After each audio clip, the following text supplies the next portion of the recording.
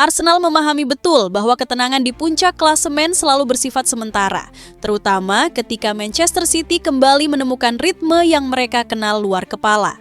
Kemenangan 3-0 atas Sunderland bukan hanya hasil yang rapi di atas kertas, tetapi penanda bahwa City mulai bergerak dengan tempo yang mereka sukai, stabil, tanpa banyak suara, namun cukup untuk membuat jarak di papan klasemen terasa rapuh. Di London Utara, Arsenal merasakan bagaimana satu hasil yang meleset dari rencana dapat menggeser dinamika lebih cepat dari yang mereka bayangkan. City merangkak naik, Villa tergusur, dan struktur klasemen kembali berubah seperti pola yang sudah sering mereka lihat beberapa musim terakhir. Semua ini menghadirkan ketenangan yang semu, karena pertanyaan yang menggantung justru semakin jelas. Apakah Man City seperti biasa mampu mengejar Arsenal dengan mudah musim ini, atau Arsenal si raja runner-up bisa mempertahankan puncak sampai akhir musim?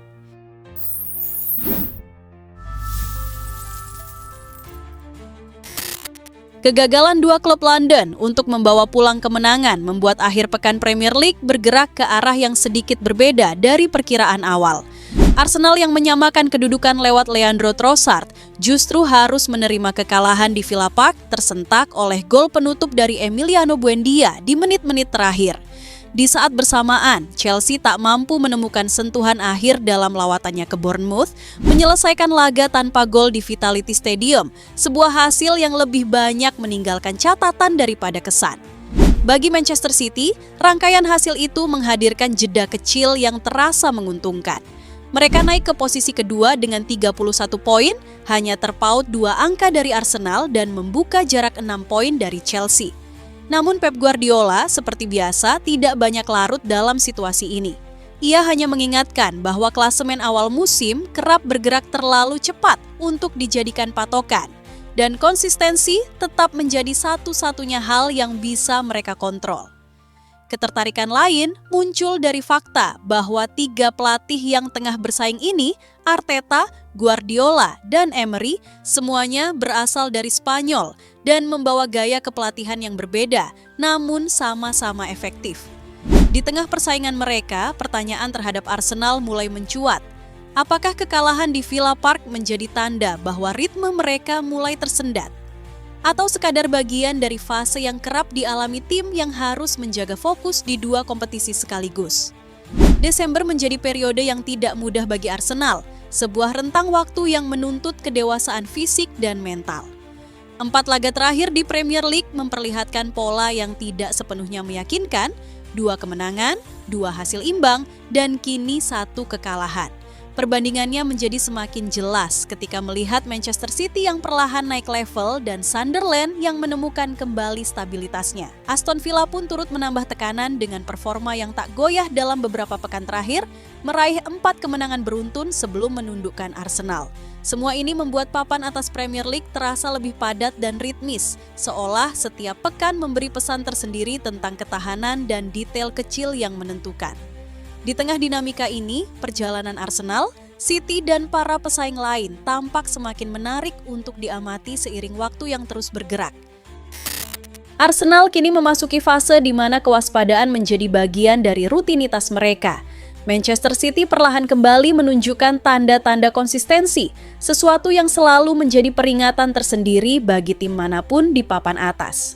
Bagi Arsenal, situasi ini tidak asing. Mereka tahu betul bagaimana celah kecil bisa berubah menjadi jarak yang sulit dikejar ketika City mulai bergerak tanpa banyak suara. Dalam perjalanan panjang liga, Arsenal sudah beberapa kali merasakan bagaimana posisi kedua bisa menjadi tempat yang terlalu sering mereka huni. Catatan sejarah menunjukkan mereka 11 kali finish sebagai runner-up di kompetisi tertinggi Inggris, sebuah angka yang tidak menuduh, namun cukup untuk menjelaskan mengapa kewaspadaan itu perlu dijaga.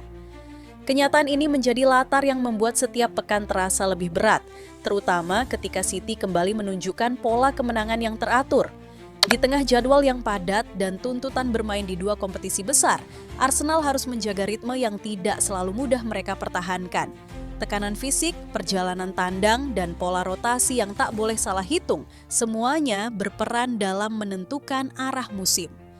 Ketika City mendapatkan kembali stabilitasnya, detail-detail kecil seperti ini justru menjadi pembeda. Dan pada akhirnya, semua tanda yang muncul belakangan ini mengarah pada pola yang sudah sering kita lihat. City tampak mulai menemukan kembali langkahnya, sementara Arsenal seolah kehabisan bensin di tengah tekanan jadwal yang memaksa mereka terus berjalan.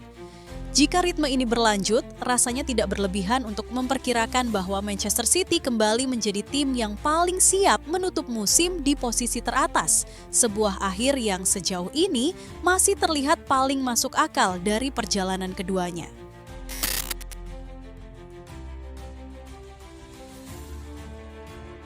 Pep Guardiola kembali terlihat sebagai figur yang memahami bagaimana menjaga suasana tetap stabil ketika musim memasuki fase yang mulai menuntut banyak hal. Ia jarang bereaksi berlebihan terhadap satu kemenangan ataupun satu hasil buruk, dan pendekatan itu membuat City tidak pernah benar-benar terseret oleh dinamika emosi yang muncul di sekitar mereka. Di tengah tekanan papan atas yang bergerak cepat, ketenangan Guardiola menjadi semacam penopang yang membentuk ritme tim. Komentar-komentarnya menjelang dan sesudah pertandingan juga sering memberikan gambaran yang sama. Ia berbicara seperlunya, tidak pernah mencoba mengubah narasi dengan pernyataan keras atau optimisme berlebihan.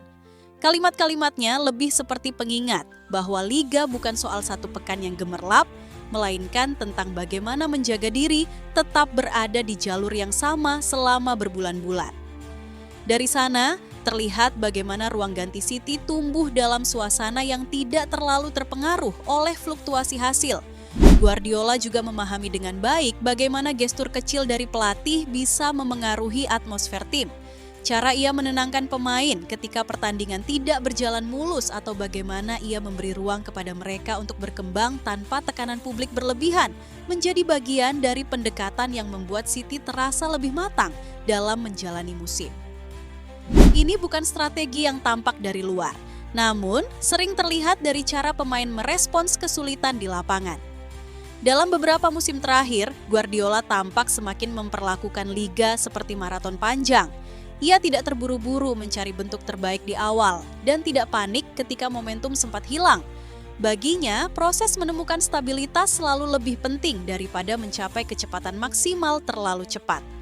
Itu pula yang menjelaskan mengapa City sering memuncak di waktu yang tepat, bukan pada saat sorotan paling besar diarahkan kepada mereka. Ketenangan yang ditampilkan Guardiola sepanjang musim perlahan membentuk identitas tersendiri di dalam timnya. Cara ia mengatur ritme dari pinggir lapangan menular pada para pemain, membuat mereka lebih sabar dalam mengambil keputusan dan tidak terbawa oleh dinamika papan atas yang berubah dari pekan ke pekan.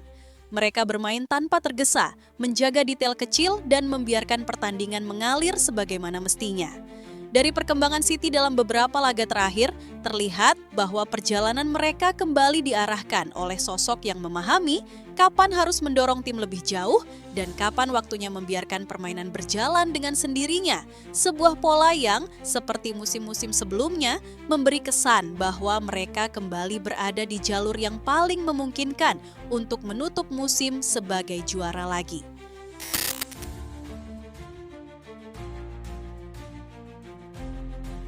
Performa Manchester City dalam beberapa pekan terakhir perlahan membentuk gambaran yang cukup familiar. Sebuah tim yang mulai menemukan kembali ketenangan dalam permainannya. Di tengah dinamika kompetisi yang cepat berubah, beberapa pemain City terlihat mulai mencapai ritme yang mereka cari sejak awal musim. Bukan lewat lonjakan besar, tetapi melalui kestabilan kecil yang muncul dari pekan ke pekan. Sesuatu yang sering menjadi fondasi penting bagi perjalanan mereka. Phil Foden menjadi salah satu pemain yang paling menonjol dalam fase ini. Cara ia bergerak, menerima bola, dan memilih momen untuk masuk ke area berbahaya menunjukkan kedewasaan yang terus berkembang.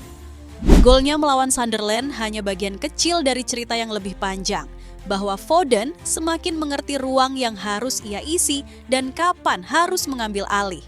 City tidak selalu membutuhkan momen spektakuler darinya. Mereka hanya memerlukan kehadiran yang konsisten dan itu mulai terlihat. Di lini belakang, Ruben Dias dan Josko Gvardiol mulai menjalani peran yang lebih stabil. Kombinasi mereka tidak selalu mencuri perhatian, tetapi cara mereka membaca arus permainan membuat City lebih tenang dalam membangun serangan sejak belakang. Gol-gol yang mereka cetak mungkin jarang terjadi, namun justru menandai bagaimana City sering mendapatkan kontribusi dari lini manapun ketika ritme permainan berada dalam kendali mereka. Ryan Cherki pun perlahan memperlihatkan potensi yang membuatnya menarik perhatian sejak pertama tiba di tim. Ia masih belajar menyesuaikan diri dengan intensitas permainan City, tetapi sentuhan-sentuhan kecil seperti umpan silang Rabona untuk gol Foden menunjukkan bahwa ia memiliki interpretasi ruang yang sesuai dengan gaya bermain tim. Bagi Guardiola, pemain seperti Cherki adalah investasi jangka panjang yang bisa memberi warna berbeda ketika ia sudah sepenuhnya menyatu dengan sistem. Semua perkembangan individual ini mungkin tampak terpisah, namun jika digabungkan, mereka memberi gambaran bahwa City sedang membangun kembali keserasian kolektifnya. Ketika pemain-pemain kunci mulai bergerak dalam ritme yang sama, City biasanya menemukan jalur yang membuat mereka sulit dihentikan. Dan meski perjalanan musim masih panjang, tanda-tanda kecil ini cukup untuk memberi kesan bahwa mereka sedang menuju fase yang lebih stabil dari sebelumnya